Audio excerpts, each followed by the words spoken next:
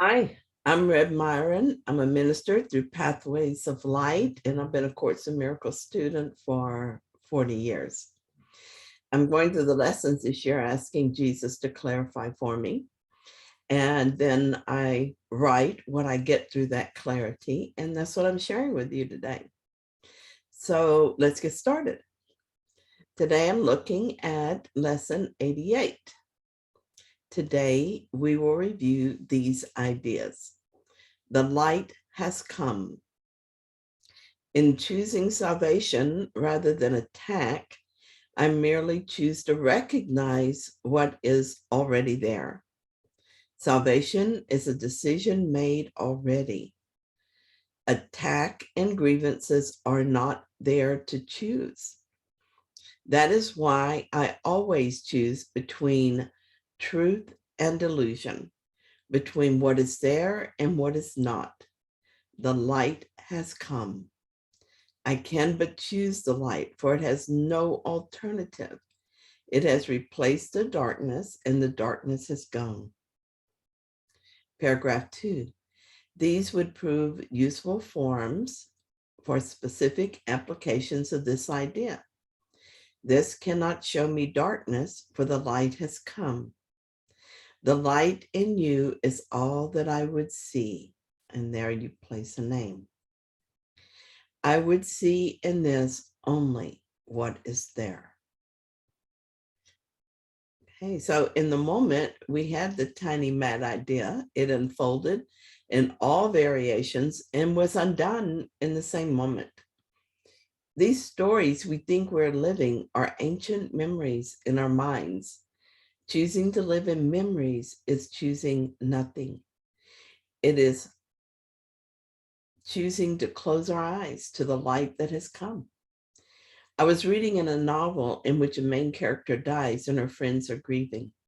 I felt sadness long after I put the book down. I was not reacting to anything real.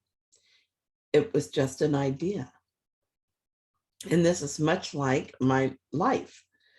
I feel the emotions called for in the story of Myron until I remember that I'm not really living this story. In actuality, I'm the one who is aware of the story, the observer, the decision maker. Then, with some detachment, I'm able to step away from the emotions. Sometimes, though, I get caught up in the story. When that happens, it's harder to remember that the light has come and that I'm just staring into imagined darkness.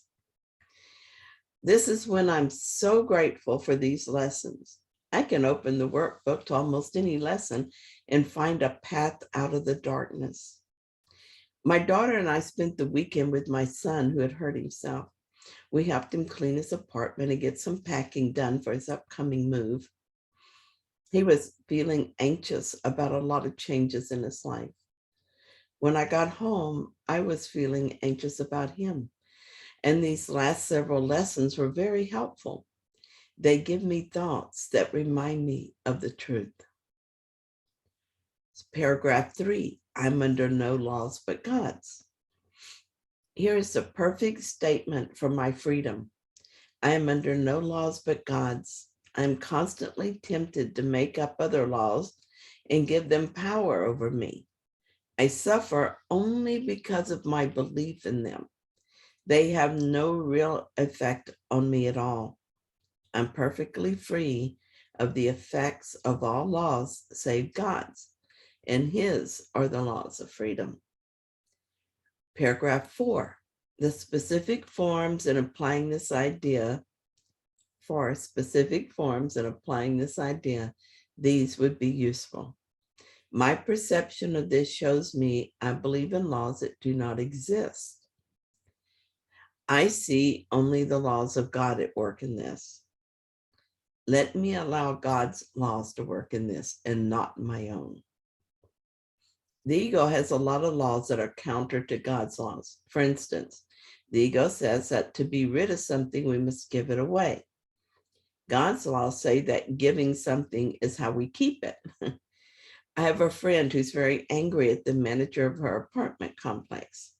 Standing outside of the situation, I can see that she's really afraid of a change in her primary relationship. She doesn't want to look at the relationship problems because they feel so big to her. Instead, she projects all her anger onto the manager. Unconsciously, the thought is that in so doing, she's ridding herself of that emotion. But while we can ignore God's laws, we cannot undo them. And so, in giving the anger away, she is keeping it. When caught up in strong emotion, it's easy to overlook what is actually happening. When we project our fear, anger, or hatred, we're really reinforcing the reality of these feelings in our own mind. In other words, we are hurting ourselves. Forgiving, letting go, the beliefs behind the emotions is how we effectively deal with them. This is because forgiveness is how we align ourselves with God's laws. I know this is true because it's a method that I use, and I know that it works. When I got home from the visit with my son, I looked at my thoughts. Each thought was the expression of a belief. I soon realized that they all led to a possible outcome in which he suffered. Thus, it seemed to me that I too would suffer.